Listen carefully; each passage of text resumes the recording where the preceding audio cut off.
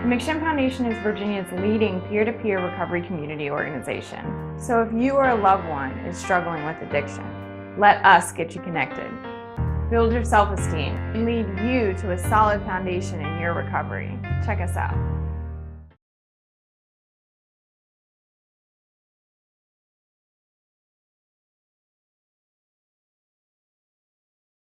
What's up, fam? My name's Dick. I'm an alcoholic. I know for people not in program, that probably sounds redundant. Wait for it. All right.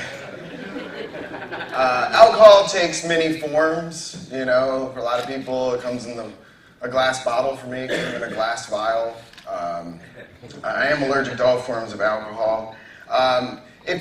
So I am an addict as well, depending on, what meeting I'm sitting in, I'll identify that way. I could go to any 12-step fellowship, I think, and belong. So yeah, if you do have a problem, sometimes speaking to the thirsty fellowship, let's say, talking about drugs, just think of it as a drinking game. Every time I say crack, don't drink. All right. I'd like to start by thanking my higher power, whom I choose to call Oprah.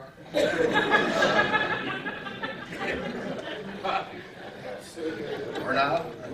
I think the only time I just said no is when I misunderstood the question. I had 12 years clean. But then I turned 13. But anyway, now I'm addicted to comedy, so thank you all for enabling me. Really, comedy's great, I love it. The come down is so much cleaner. You won't find me walking the streets of Manchester tonight looking for an open mic. Who's got that good mic? 5 minutes, come on, let me touch the mic. How much you got? It's like $5? Or one joke. Knock, knock. Fuck, it's the police!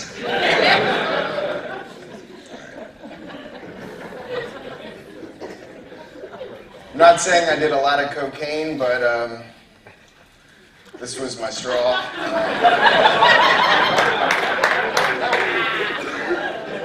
Look, it's carrot rock.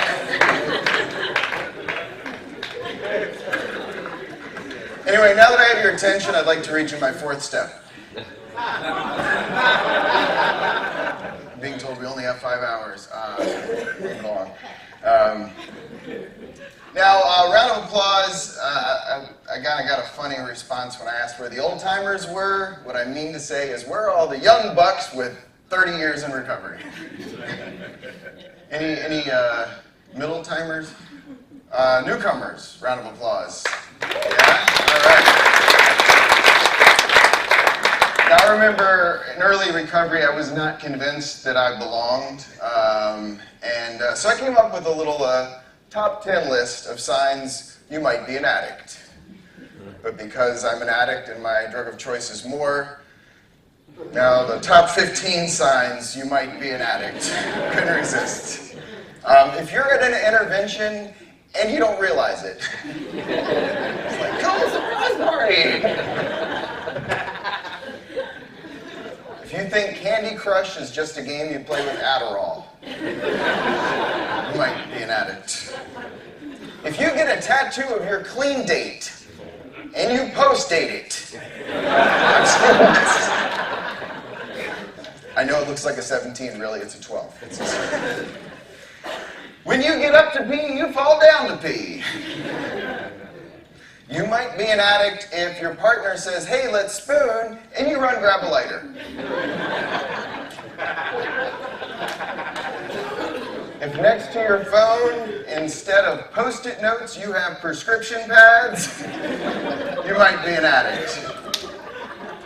If your preferred unit of currency is blowjob,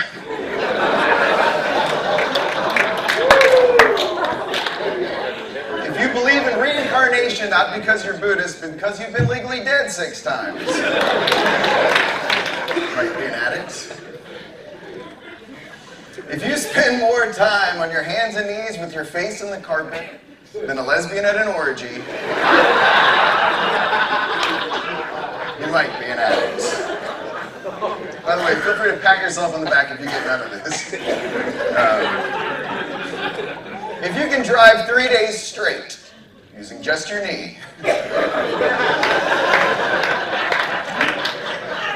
if you thought 50 Shades of Grey was just a book your dentist was writing about your teeth, you might be an addict. If you still buy your light bulbs in bulk at Costco, even though they cut off your electric 6 months ago. If your coffee pot smells like crystals and Folgers doesn't have anything to do with it. Number 14 sign you might be an addict. If going to the bathroom is a trigger.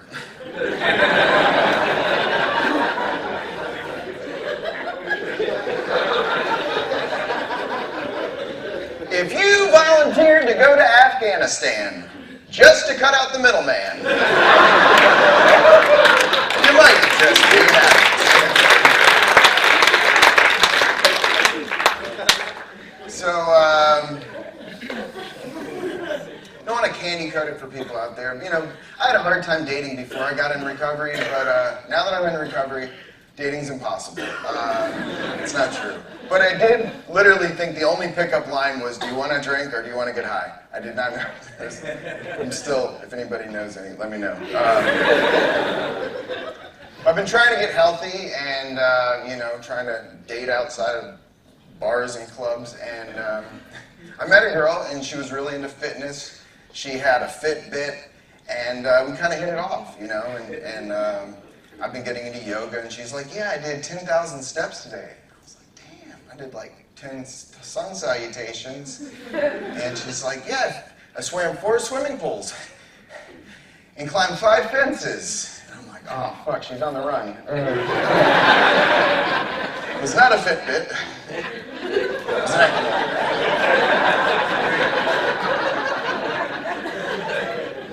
It's like, honey, if you just did 12 steps, maybe you wouldn't need that thing.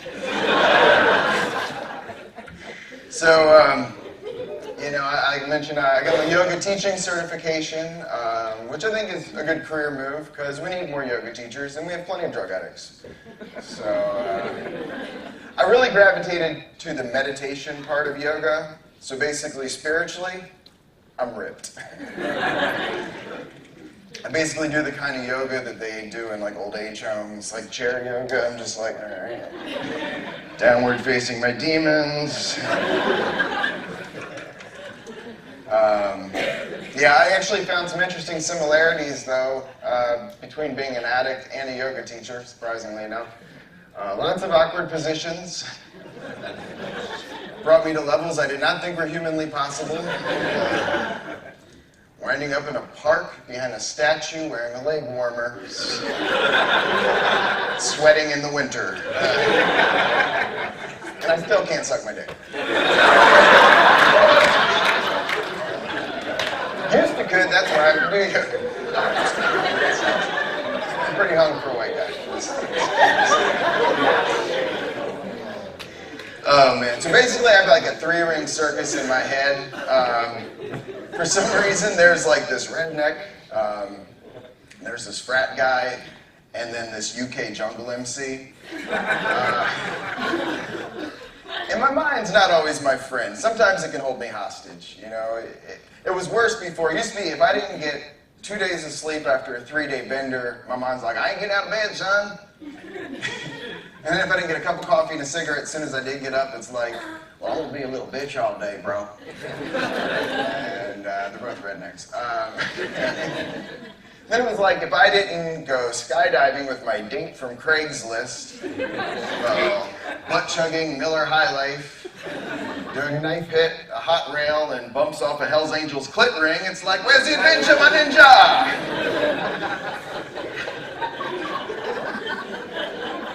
Just like to say, bumps off a Hell's Angels clit ring.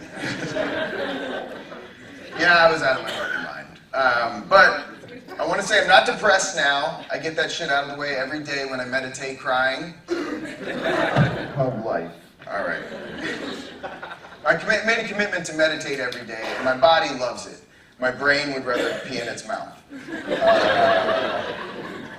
But The first 2 years of recovery, I spent a lot of time under this tree that had gotten struck by lightning when I was a kid, and trying to meditate. And I find that there's a small window of opportunity to meditate before the committee wakes up. Ah, fuck. That window usually slams shut as soon as I go on my phone. I'm just like, oh. I wonder if I got any more likes on my profile picture. Fun. And then I'm on my phone, and I have to like justify that I'm not actually meditating; it's more of masturbating. Still sitting under the tree, but so I try to find like an inspirational quote on Instagram. You know, it's like, all there truly is the present moment. The past and the future are an illusion. And then I hear this voice like, bro, you should tell my girlfriend that when you come too quick. It's a thinker. I did. She was not feeling it. So I'm like, well, maybe if I own louder, you know, I'm just like, oh. And I hear, I bet I could kill a mockingbird with my cerebral cortex. Really? And the right side of my brain chimes in, I don't shoot foul. Basically, my mind is like a rescue dog. Eventually, it just wants to run off into the corner and pee on something nice and hump your leg. That's a joke for me. No one likes that. I like that. All right, we're even. All right. But then I'm just like, you know, maybe if I close my eyes, that'll help, which I don't recommend in your first year of recovery. It was just like, you know, trying to find something on TV at Motel 6. It's like, I can't believe this crap is still on. Oh, it's a rerun of my favorite childhood show, The Resentments. It's like, wait, is that enlightenment? No, it's porn. Yeah. What do you see when you close your eyes in your first year of recovery? Oh, man. Speaking of the 13th step, now, if there is a 13th step, doesn't it stand to reason that there would also be a 13th tradition? Just wondering what that is. Any ideas? I got nothing. All I know is it definitely puts the dick in addict. All right. They say the smile, back to the lightning tree. They say the smile is supposed to emanate from the heart, but if you smile long enough, it'll reach back. Suddenly, as I was sitting there and pushing through, like the clouds just parted in my mind of the past and the future, like a metaphor. And I felt like this weird, like, blast from the past, pardon the pun, kind of sensation that I hadn't felt in a while. And I felt this calmness over me. And as I sat there under the lightning tree, I couldn't help but laugh at myself and the irony that, you know, in recovery, I was able to get to the same place I was trying to go when I was chasing drugs all those years. Out of my fucking mind. And the come down is much cleaner.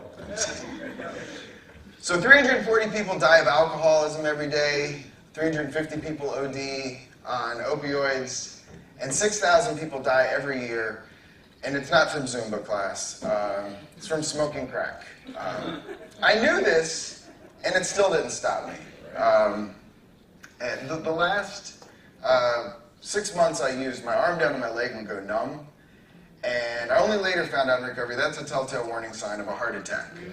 I like to think, had I known that, it would have had some bearing on my use, but in reality, I probably just would have crushed up a baby aspirin and sprinkled it on a hit.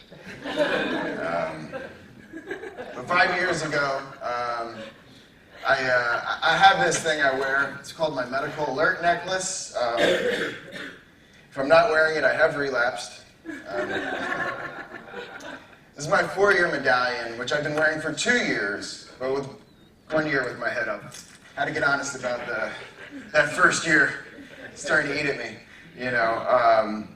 But recovery's taught me that, sure, I'm going to think of using, you know, I'm an addict, but the important thing is that I don't have to act on that, you know. And meditation has taught me that I'm not my thoughts. There's a philosopher named Lao Tzu, he's a Taoist philosopher, and he said, as soon as you make a thought, laugh at it. And I love that, because clearly I think of some dumb shit. And I take my recovery seriously, but I don't take myself too seriously.